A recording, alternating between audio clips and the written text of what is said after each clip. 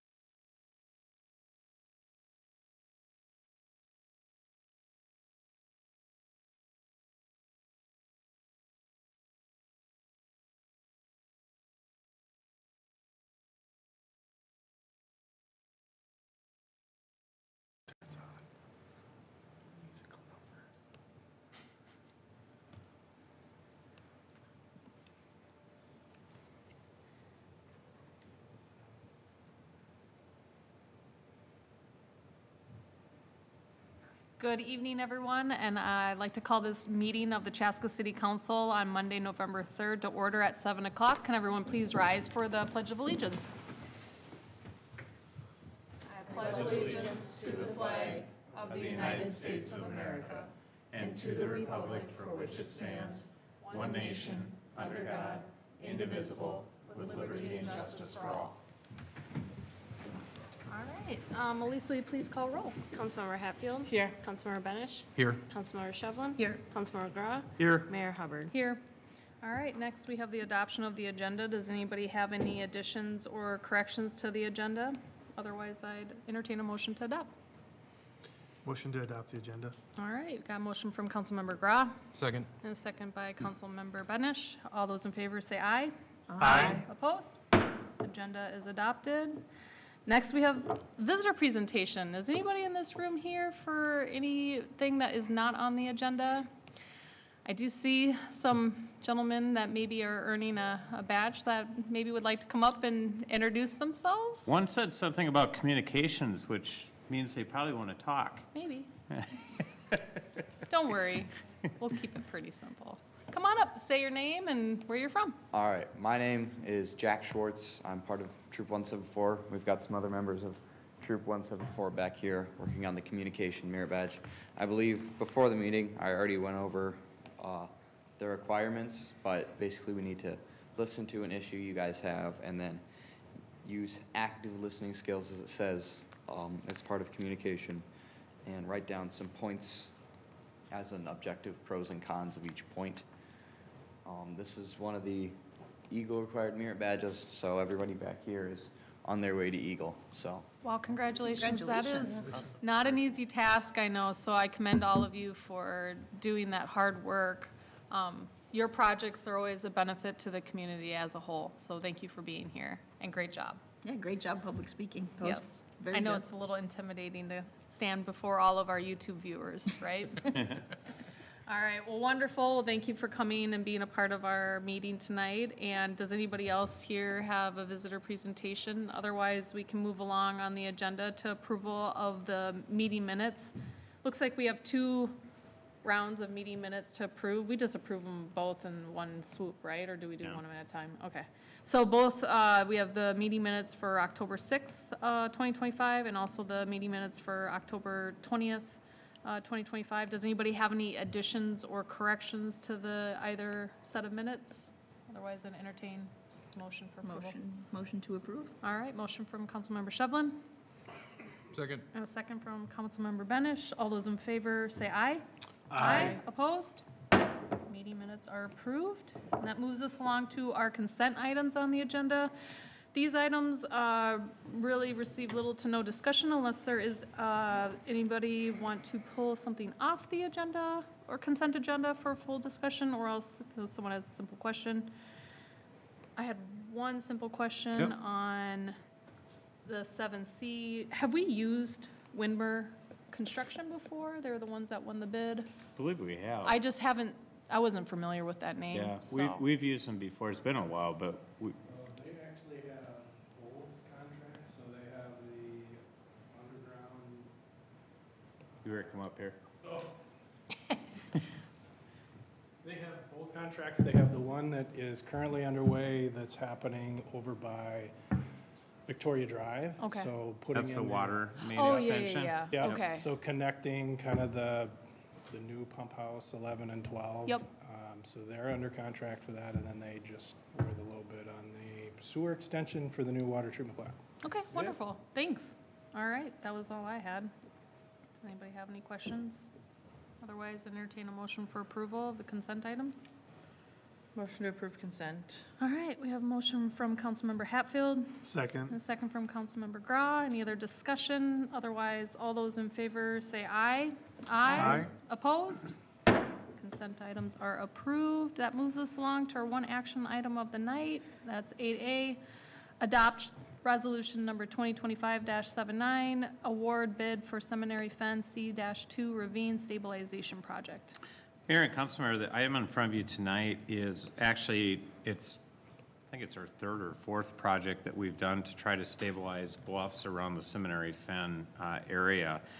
For the Boy Scouts here in the room, if you haven't heard of a fen is a rare, sort of prehistoric wetland.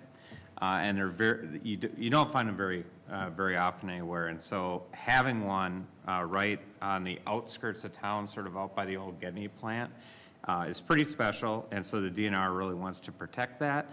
And so we've done projects over the last several years to try to stabilize the ravines so that they don't basically erode and go down there. So Brent Alcott, our water resources coordinator, is going to give a presentation basically sort of talking about the stabilization projects we've done, what this project would entail, and also the dollars he was able to attain, which really sort of brings our actual local costs down to like only 7%. I mean, which is unheard of. So, so I'll turn it over to Brent.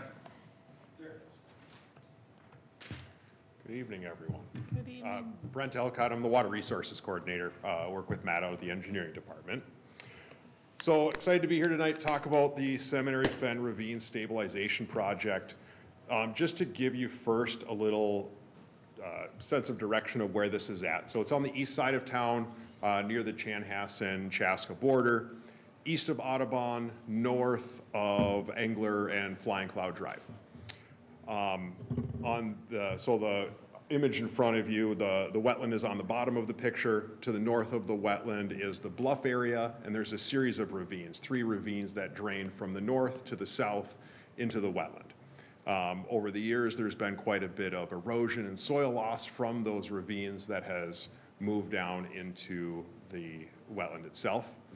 The first ravine that we named C1, there was a project completed in 2016 that stabilized that portion of the ravine, or that ravine itself. Now we're moving on to the next ravine, C2, in between the other ravines there, C1 and C3. The area that's crosshatched is the drainage area that drains to the ravine that we're looking at restoring. It's about 5 acres in total. It takes development drainage from that development as well as Hazeltine Bluff Park. So what got us here, we did a feasibility study in 2022 just to identify what the sources or the causes of erosion in the ravine are.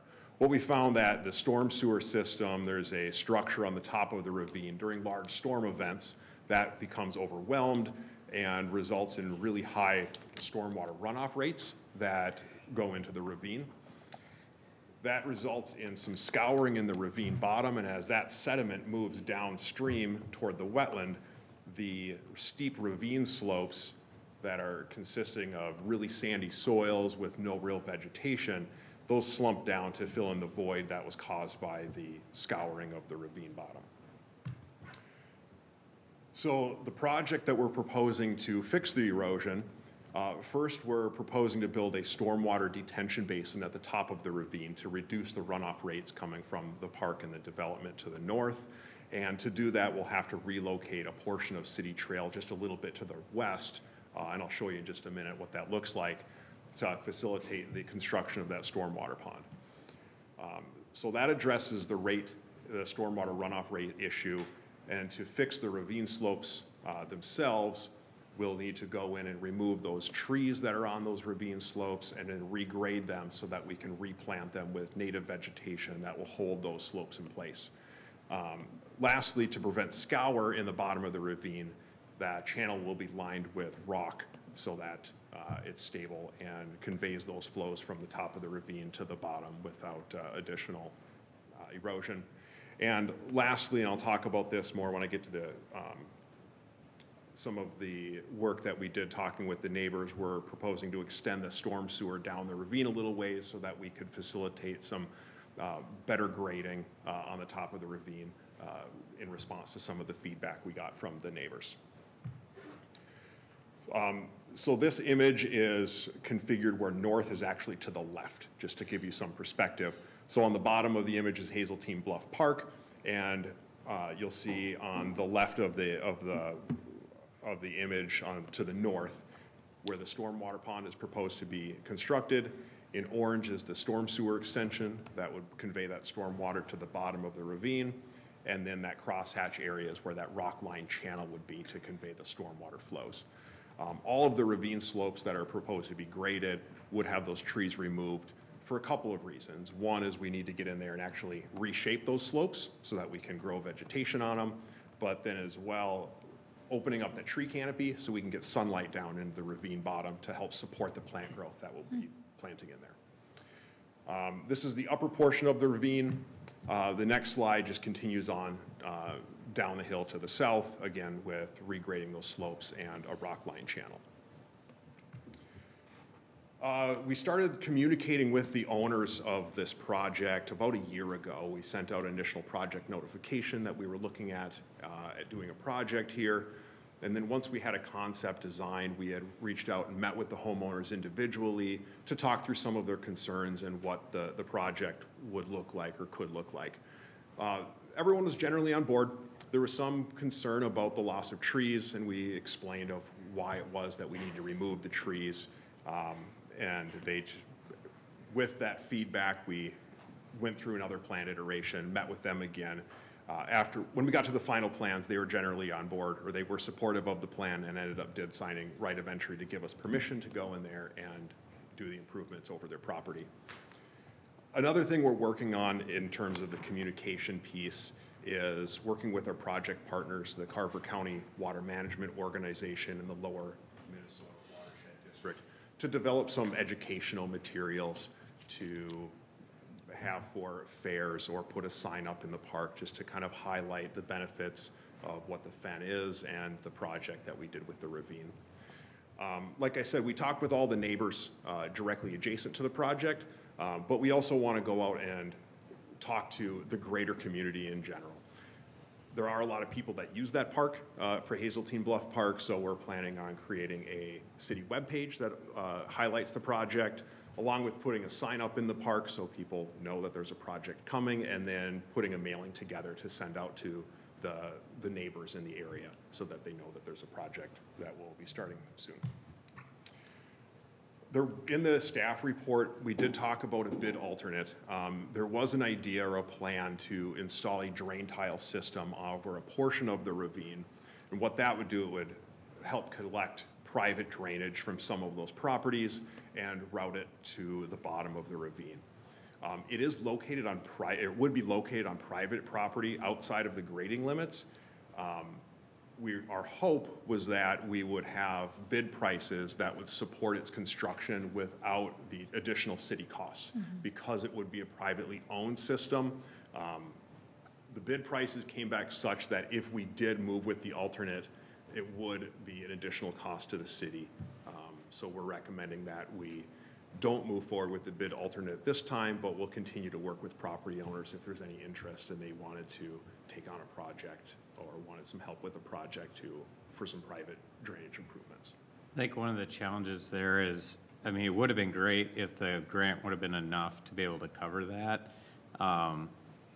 If we were to go and do private drainage improvements, you know, that drain into public drainage improvements, and you know, if we paid for it with city funds, it would be inconsistent with how we've done private drainage Right, stuff. we'd have to assess them, right? We'd have to assess them. Yeah. And our general, it generally seemed like, at least at this point, the neighbors were, you know, hey, if we can get the grant and the grant can pay for it, great. If not, Yeah, we don't. but in this case, it really does allow for it to still happen in the future if people wanted it to. Sure. Yeah, and the project was designed such that it can still be completed without the addition of the drain tile. Sure. I have a quick question. Yeah. You might get to it, but on Chanhassen City page, it says this is their land. I mean, maybe there's a joint ownership, but it's on their city page that it's theirs, so are they contributing at all? Chanhassen is not.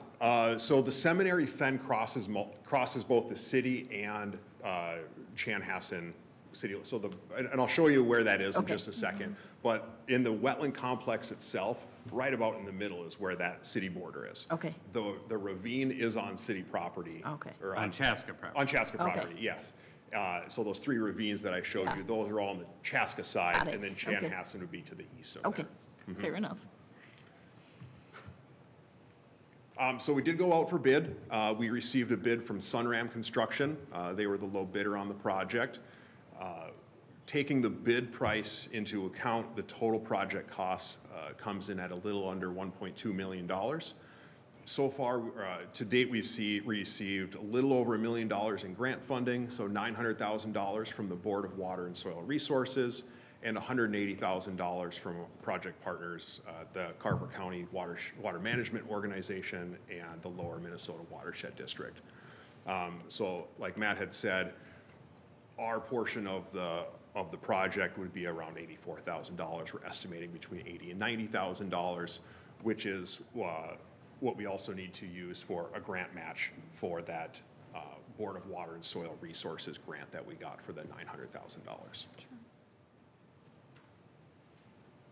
In terms of construction timeline, like I said, Sunram Construction was the low bid on the project. They are familiar with this type of project.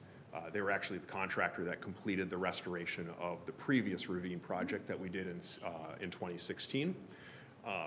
They're hoping to take advantage of the favorable weather conditions, it being a relatively dry fall, hoping to get going pretty soon. So mid-November is where they're hoping to get started, mid-late November. It's going to take about 8 weeks to construct, and there may be some cleanup items in the spring, just with some replanting and making sure that all the vegetation is growing. If there's any questions, I'm happy to answer any questions or go through any photos I have too of the area. If we get snow, does that impact the project? No. The seed that they'll put down, they'll seed the soils and then use a product that essentially glues the soil down. So even over winter time, the seed will stick, and then they use, essentially it's like a paper mulch mixed with glue that they spray on the hillsides, and that will hold over winter until the plants get a chance to germinate in the spring.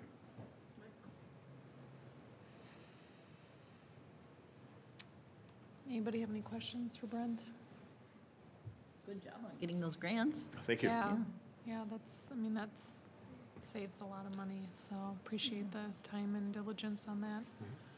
I imagine that's really challenging work too, to go in there, and it sounds like kind of take a little bit of a scalpel to something to kind of fix the erosion, so. Yeah, it'll be an interesting project with the equipment in there. I Just didn't to even know kinda this give- place existed, so that's kind of cool to even know that it's there. Yeah. So just to kind of give you a sense of what it looks like now, in the image in front of you, you can kind of see how there's the vertical slopes on the very edge of it where the trees are just barely hanging on. Just behind there is where the grading limits would start. One of the side channels where there's quite a bit of erosion, and then I have a picture here of where you have some of those vertical faces where the trees are hanging on. So we would remove those, reshape those sides, and then replant it. To give you a sense of what it would look like at the end, here's the previous ravine that was done in 2016. Wow. So same approach, and this is kind of what you could expect. Yeah, it to looks more look filled like. in. Yeah, absolutely. How long does it take for, you said 2016, how long does it take for the vegetation to really fill in? Sure. So we include a cover crop in the seed mix. So that's a really quick growing plant, usually oats or wheat, that grows the first year. Sure. For full growth, 2 to 3 years until you Okay. get until a lot of the plants mature, where you start to see some of the flowering plants. But end of year 1, you'll have a lot of good growth. Year 2, it's going to be very filled in. Great. Well, anybody have any questions? Otherwise, we have a motion to adopt Resolution 2025-79, awarding the bid of the Seminary Fence C2 Ravine Stabilization Project to Sunram Construction, Inc. in the total low bid amount of $948,421, and then authorize the city engineer to finalize and execute grant agreements with the Carver County Water Management Organization and the Lower Minnesota River Watershed District.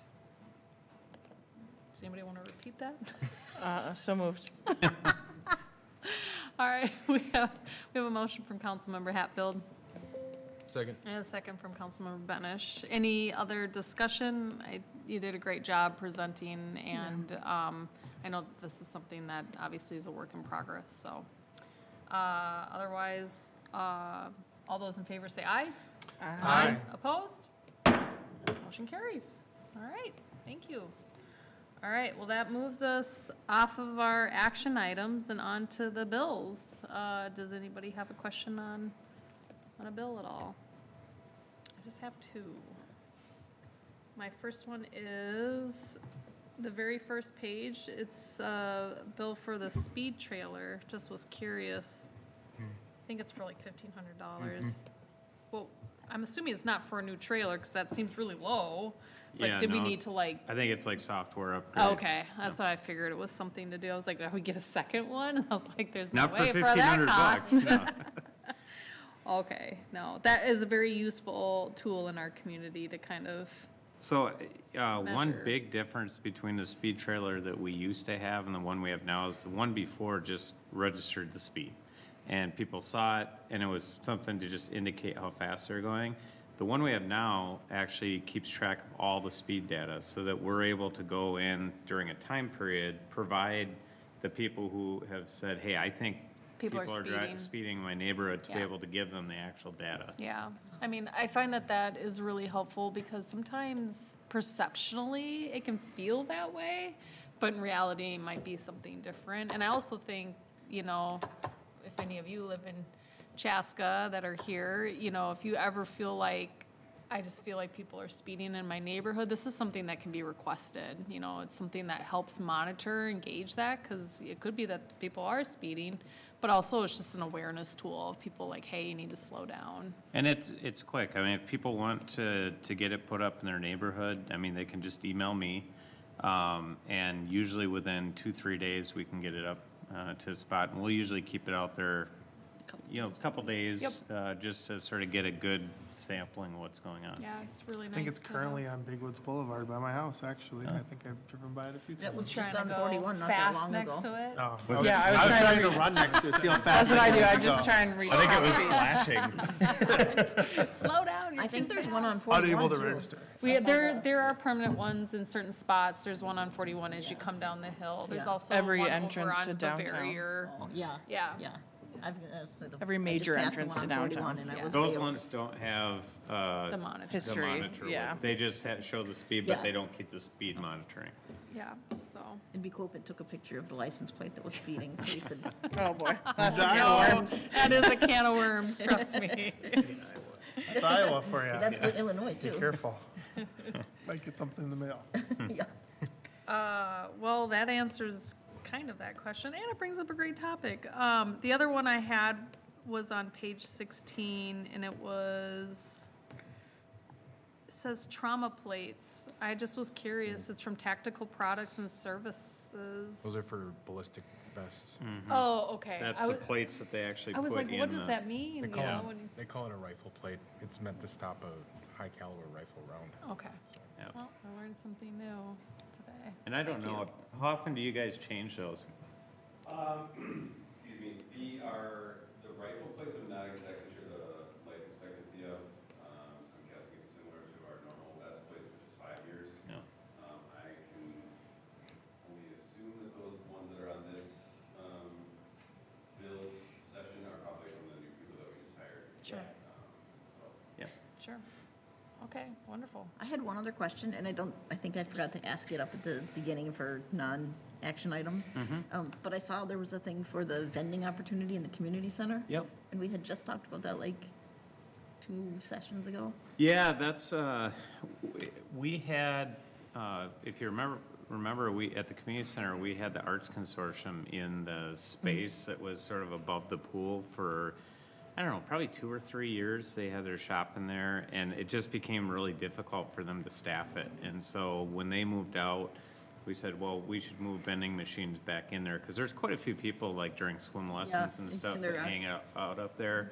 One of the machines is gonna be a healthy option machine, so it's not just junk food, it's actually healthy options, and the other one's a coffee machine. Oh, cool. Okay. Wonderful. All right, does anybody else have any questions on a bill? Otherwise, then entertain a motion to pay the bills. Motion to pay the bills. All right, motion from Councilmember Shevlin, Second. and a second from Councilmember Grah. Roll call, please. Councilmember Hatfield? Yes. Councilmember Benish? Yes. Councilmember Shevlin? Yes. Councilmember Grah? Aye. Mayor Hubbard? Yes. All right, bills are passed. All right, that moves us along to other business. Councilmember Hatfield, take it away. Yeah, a few things coming up. It is my favorite weekend in downtown Chaska coming up. Well, one of them. I feel like I like the vibes the most on this one. Yeah. November 8th for Deer Weekend. There's always like really good shopping. The shops have their like holiday stuff out usually. So highly recommend going downtown, and it's still sip and shop Saturdays. So if you're of age, you can go have a little drink and shop around. So that's happening. And then of course the Fireman's Park tree lighting is November 23rd. That's earlier than normal. And then Small Business Saturday, the 29th, and Hometown Holiday, the 6th. So all of those, there are lots of things happening downtown, and it's sip and shop Saturdays. So highly recommend heading downtown for those. And then the other thing I was just gonna mention is Elise, Mayor Hubbard, and I got to speak at the Chaska Historical Society's annual meeting, I think it technically was.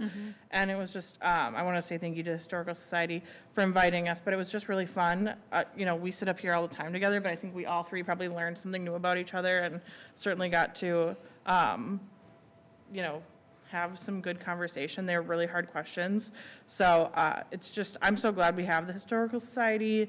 And the night before, I wanted to look a couple things up and was able to pull out the Chaska history books, and that's not something every city can do, where they have access to those. So they're on sale at the Historical Society. They make great Christmas gifts. And you get a free membership. And you get a free membership. So, so yeah, just thank you to the Historical Society, and just I'm grateful we have them in our community. So, feel like there was something else I was gonna say, and I can't remember. We'll just say. Well, we can, That's you it. can always. Yeah, if I think you of can it. always I'll let let me you- know, and yeah. I'll round back to you again. But I think that's it. All right, well, Councilmember Benish. The only thing I was going to mention is that it now being November, we celebrate Movember. And I don't know if anybody saw today on Chaska Fire Department's Facebook page, but there are several members of the department participating. And it'll be very exciting to see their different stages of growth of their mustaches over the coming month. So good luck, guys. So that's all I got. Okay, wonderful. All right, Councilmember Shevlin. I actually don't have any. All right, well, that's all right, too. What about you? Sure. sir? I was gonna ask Matt, I do this every year because I think it's just good to educate all the masses. Talk a little bit about the 100 Club and Yep. upcoming and what that is and what that means. So the 100 Club is it's a separate nonprofit organization that was put together back in the mid-'80s that basically raises money for all of the holiday decorations that we have around the community in town. So the city does not pay for the holiday decorations. It's the 100 Club event that does. So each year there's an event that's held. It's basically a 2-hour hors d'oeuvre dinner at the event center that's right before the tree lighting ceremony outside. And then the money that's raised from that event then goes to go and purchase new decorations. So like last year, we had the new Santa chair that was right outside, or right next to the big tree for photo ops. It purchased the Santa sleigh, which is going down, has been pretty popular. So it's an event that's a lot of fun. So if there's anybody that wants tickets for the event, it's $200, and it gets you 2 people into the event, and you're in for all your food and prizes, and then whatever's made from that event goes to pay for the decorations. Awesome. Thank you. I just think it's fun to get that out there because, And it's on November 23rd. perfect. Yep. So it's earlier than normal? Earlier than normal, before Thanksgiving. Gotta sneak up. Yeah, I just think people drive around and sometimes wonder how those get purchased for, and it's just cool because consider myself one of those who wondered like how that happened and then learned about it, and then just the fact that it's not city, it's not taxpayer money that's buying that stuff. So super fun. And then tomorrow is November 4th, which is there is a referendum, so go vote. Yep. I won't tell you how to vote. Educate yourself to vote. I will say though that we as a pass a resolution supporting the referendum. I personally view strong cities and strong school districts go together. So really encouraging people to go educate, make yourself heard, go vote. And that is tomorrow as well. And it is at the Chaska Event Center. Normally, in years past, they've done it at the community center, but with the road construction, Good call. not really knowing, when it was gonna be finalized, they moved it this year. So I think that's good to point out, that the voting area is down there this year. And that road is open now, right? Yeah, To the the road community center? opened about a week and a half ago. So, Yes. You like it? All right. But is it closed the next one down then? Nope. No. Because they said something It's all about done. Crest Drive was gonna close, or? No, they just had a lane closed because they took out the median there during the construction so that people could actually cross. Okay, They went back and actually reconstructed that median, and that's done now. okay. So they're really getting wrapped up. I mean, they're actually putting in the trees and landscaping and stuff, so it's coming along very quickly. Yeah, Very nice. great. And then lastly, just a thank you and a shout out to all the volunteers. This last weekend, the Chaska Basketball Association, CABA, held the boys basketball tournament for Chaska. High school, lots of schools get used, lots of visitors come in. I spent a lot of time in the gym space. They sell food and concessions, which is great. You also see a lot of people buying different types of food from the area community, so people probably saw an influx of people in town. And that's a lot of volunteers, a lot of board members who plan that, the referees, thank them. It's interesting, I observe, I've now coached my oldest for 3 years. It's the same referees, good and bad, every year that I see. But it makes me worry sometimes because you don't see new people wanting to do it. And sometimes there are some people where I'm just like, I just want to tell them thank you, but it's right, like, we need to find a replacement. Like, not in a bad way, but like, sometimes like just mobility, like it's crazy. Like, they're dedicated, it's a group of people. So if you're interested, this is my shout out, I'll turn that into a shout out. If you're interested in giving back, it's not a always fun environment to be a referee. It's a crazy world sometimes, but it's fun to see kids. The referees that are really good, the ones that talk to the young kids, interact with them, educate as well as officiate, I think is important. Because I tell you, I spend a lot of time on football fields, baseball fields, and basketball fields. It's the same group of people too that are referees. Like, I go from 1 week to a football referee to a basketball referee. So just thanks for everyone. Thanks to those individuals. Thanks to all the coaches and all the communities. We were talking as a small group of parents and coaches about some other districts or other cities have kind of merged, like Bloomington, for example, actually merged their program, and you'd think like Bloomington would be able to, like with the Jefferson and Kennedy, would have tons of teams, and they've actually merged. And some of that just really goes to, you need committed people to run an organization, to get coaches to volunteer. It isn't solely like, how many people do you have live there? You have to have good people, and Chaska does a lot of good things with that. So just a shout out to all those people that we sometimes just assume that runs, and we show up. And I will also shout out that my oldest took third place. So shout out for that. So awesome. But, They had good refs? of course they did. Yes, of course they did. So that's all good. So, and that is all I have, Mayor. Okay, well, wonderful. All right. Elise? Nothing to add tonight. Okay. Christoph? Matt? Just a reminder, the next meeting, we will at 5:30 have a work session. That'll be our final budget work session, and that'll be for all of our utility funds.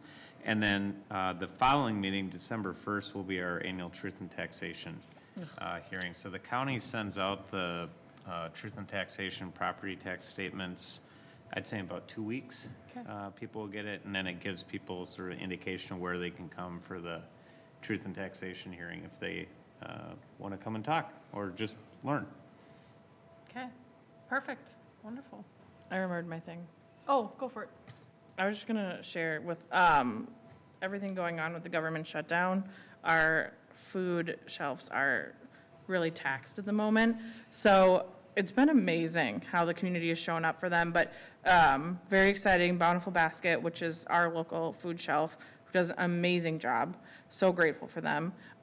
Just announced that they're starting early giving for Give to the Max, and Comcast and Xfinity gave a matching grant of $10,000.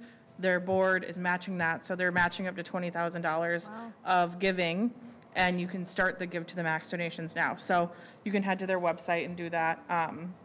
And obviously any giving if you want to drop off food, but that's pretty cool that monetary gift will be matched. So just encourage people to if you can, give back a little. So.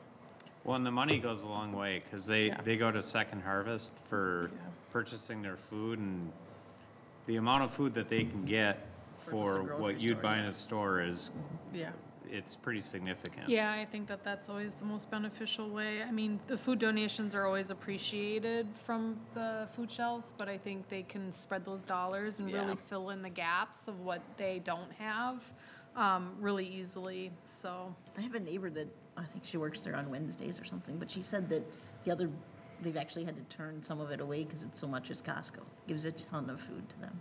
So, interesting. That's good. Yeah. I was trying to find the information, but kind of piggybacking off of that, Bountiful Basket actually, it sounds like there is an additional food drive event that's happening this Thursday out on Stoughton. I just don't know the times. I'm sorry. I was trying to find it, but I'm not fast enough. Yeah, they did say that. We can check it. So, but Put something out there. there is always a, once a month one, but there's actually an additional one, which I think is really beneficial, especially right now with, those benefits being frozen at this point. So, a couple things, just recapping Halloween. Lots of fun celebrations. Last weekend on Uptown Chaska, downtown Chaska, Yep, at the community center. Jonathan Association even had an event at the McKnight Park. So lots of really, really fun times, lots of kids in costume. It all looked really fun and fabulous. I was there for some of it. The Katrina event that was hosted by Latino Voices in partnership with our police department, and also Human Rights Commission, was a really fun event. It was great to see all of I came in towards the end because I had to work and I got there late, but to see just the excitement, the booth vendors that were there, and it sounded like their parade that they did was really big this year, even though attendance was maybe down just a little bit, but that a lot of people were excited, and it was a great time. And then the bonding tour, we had our Minnesota House of Representatives Capital Investment Committee come, not last week, but the week before. That was really well received. I'm very excited for that to move forward. Hopefully that stays on the top of the agenda for the Capital Investment Committee when the legislative session starts, and keep that momentum going for City Square West. We have a new business that just recently opened. The Chaska Tire Restaurant opened down in the old Tommy Malt Shop over at the hotel downtown. My family did to go, and they were very overwhelmed on Saturday. I felt really bad, kind of so bad that you kind of just want to roll up your sleeves and just kind of help, but there's nothing that you can do. But the food was so good. So I'm very excited. I'm sure they're going to work out all the kinks. I mean, it was really, everybody there was understanding, and I think there was a level of excitement, and it's just great to see dining options like expanding downtown and being able to have that diversity of restaurants. So Yeah, they have a location in Hastings and in River Falls. I had a chance to drive by their Hastings one, which looked great, and the reviews are fantastic for the food. It was really, really good. We asked for like mild spice, expecting it to be like pretty spicy, and it wasn't. So. I went for spicy. I was there Wednesday. It was really good. Oh, yeah, I would Bread love curry. to do it. My stomach can't do it, so. But yeah, wonderful, and congrats to them. Thank you for being a part of this community. And then a couple of upcoming things. You talked about the election tomorrow with the school referendum vote. Our Human Rights Commission is hosting an India celebration on November 14th from 5:30 to 8:30, which is a Friday at the Chaska Event Center. There is the Veterans Day ceremony that's at the Chaska Middle School West. I believe it starts at 8:40 with the color guard, and then they move into the gymnasium and do a program, which is really great. So if you guys have the opportunity to be a part of that or see that, it's really, really nice event.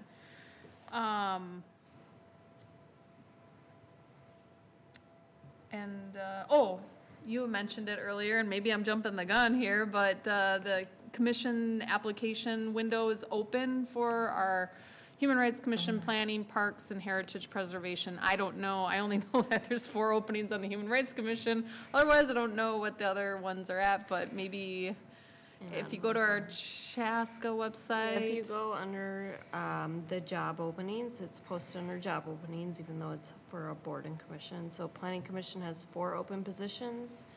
Park and Recreation Board has 3 open positions, one of which is for a student age 16 to 20. Human Rights Commission has 4 open positions. One of those is also for a student, and Heritage Preservation has 3 open positions. That sounds like it's worth a merit badge. It's that active listening, right? Yo. Now you can do the pros and cons of what would you take to, there you go. Just think you could be a part of this all the time. I mean, isn't that exciting? Yes, he's excited over Yeah. there. They're all Well, saying if you we still have do, bedtime. for all of our viewers in the audience here, if you know of anybody or you yourself are wanting to get more involved, there are opportunities. And a city commission is a great introduction into things. So we hope to see lots of people interviewing for said spots and make it a challenging choice for us. Right? Which I will say, last year, there were some great applicants. Absolutely. There was some really great A lot of applicants from our invested city. So, individuals, yeah, so. very impressive of the people that chose to get involved. Yeah. And then otherwise, the next meeting is on November 17th, which we mentioned. I think that's it. So, does anybody want to suggest a motion to adjourn? Oh, I just have a couple questions. okay, so. Come on up. I've never been here before, so That's okay. Nope, that's all right. Well, So come, you refer to the city events places where you go to vote tomorrow. I'm from here, but I'm voted at the community center all the time, so I'm not sure where the city events building is. It's where the curling center is. It's just one block to the north here. yeah, it's just on the corner where where Fireman's Park is, that, so it's the building that's right there, Okay, Yep. like attached to Fireman's Park. Crooked Pine, okay. Yep, Yep, Yeah. yeah, it's the same building as Crooked Pine. Okay. yeah. So my next question is, I know we're getting ahead of ourselves, but when the Ryder Cup was here a couple of years ago, or more than a couple of years ago, we had a whole bunch of stuff downtown for the patrons, right? We got shut out because the buses to drop people off went to the high school, and you were literally locked in. You could only get off the bus in the high school, walk across the street, and once you came back and got on a bus, you either went back to Valley Fair if you were a volunteer, or you got dropped off at the horse track if you were, out buying. Nobody from those thousands of people we were able to attract to downtown.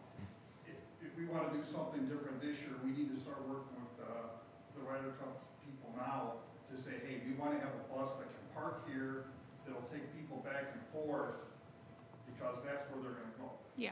Otherwise, if we do anything, we're not going to get anything in. Very true. Yeah, you're very correct, and that is definitely a high priority of mine as well. And so I'm not sure when those discussions start with But the they've Ryder already Cup. started. I was going to say they're. Yeah, no, and we've been, and actually as part of the last Ryder Cup, we talked to them 3 to 4 years in advance about that same thing. We did have a shuttle that came from the high school downtown to the event that we had down here. So people could take that. What we found is that people weren't taking that. I didn't even know there was one available. Yep, no, I live in Chaska, so I yeah, have no so idea. Southwest Transit provided a bus that went, actually the trolley from the high school down to the park. We actually had quite a few people that actually came. I think most of the people were probably local that were in the event. It is a high priority. I can tell you that the PGA is very particular about how they get people in and out of the events, but I'm certain we will have a shuttle again that we'll be able to get people down. And then I think to your point, maybe we can find different ways to get that information out to people. Yeah, I think that's the big thing, is how do people from Can you do me a favor? Can you come up to the microphone? When we broadcast this, the microphone doesn't pick up on it, and then can you also give your name and address for the record for the minutes? So I'm Jim Beanick, 1887 Waterford Court in Chaska. Perfect. So we're just trying to figure out how to do the Ryder Cup thing better, so. Yep. And then you made a comment earlier about the construction down by Park Ridge and how it's now coming down to the last roundabout. Has anybody driven from Engler into the roundabout and then going into like Gordon towards a community center? You have to make a 85-degree turn to get into that street now that goes back into that subdivision. And if you're towing a trailer, you can't get in until everybody that's coming out is out. I mean, I don't know, they took that whole like triangle of land and they blocked it off, so you can't just make a nice graceful curve in there. You've actually got to make more than a 90-degree turn, and it's very.